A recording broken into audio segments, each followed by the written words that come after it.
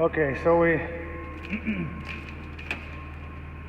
bucketed out 4 backhoe buckets of corn from underneath the affected area here.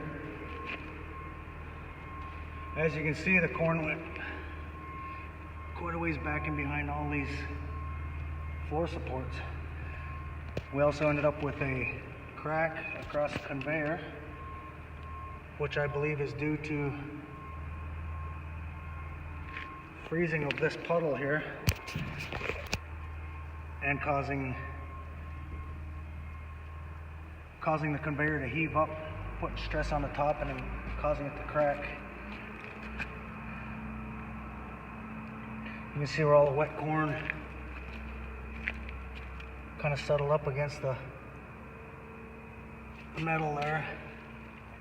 And it's pretty much as far as you can see back underneath there. So we're going to try to get a lot of that out and then figure out what we're going to do to get this floor patch back up.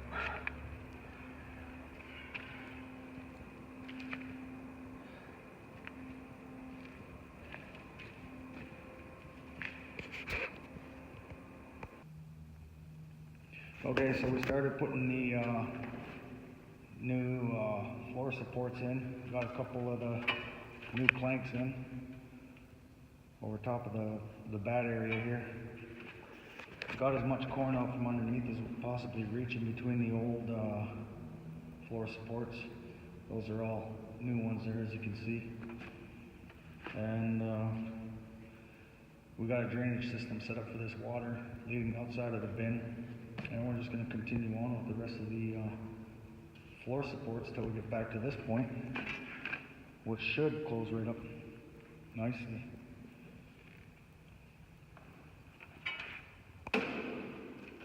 Instead of welding, we're just plating and bolting the crack spot on top of the conveyor. You see all the corn's cleaned out. Getting ready to install the fresh floor.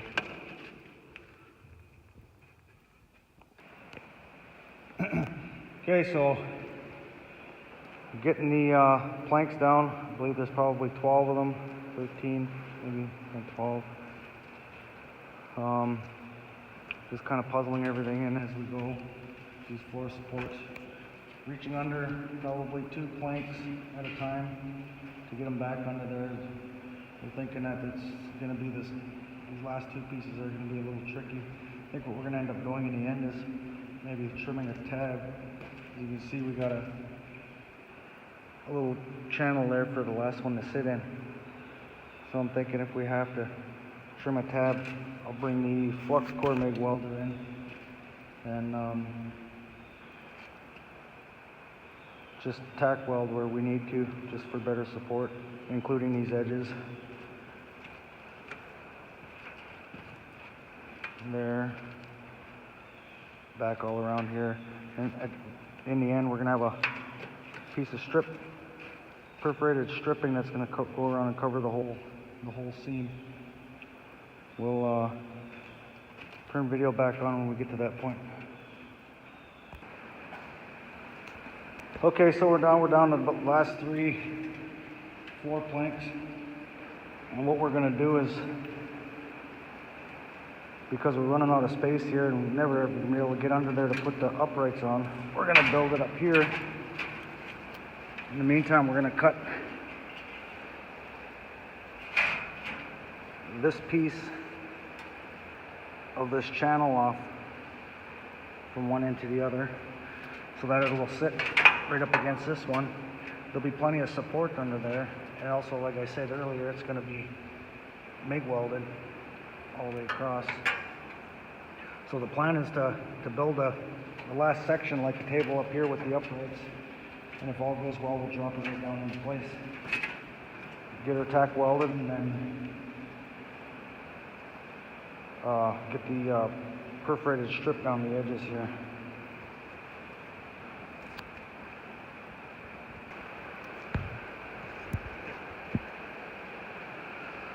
All right. Oh, you're running out of time.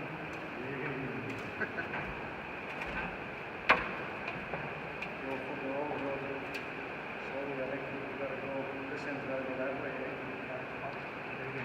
And then we'll spin it around. Yeah. The other way?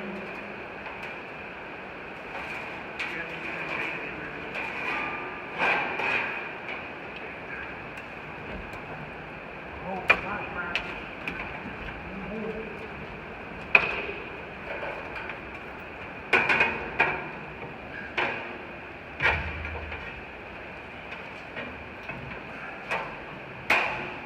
That's it.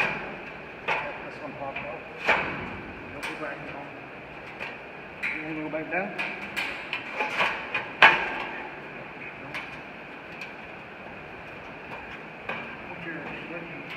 Hold on. You don't want to force it too much because you're not sure if those clips are in place.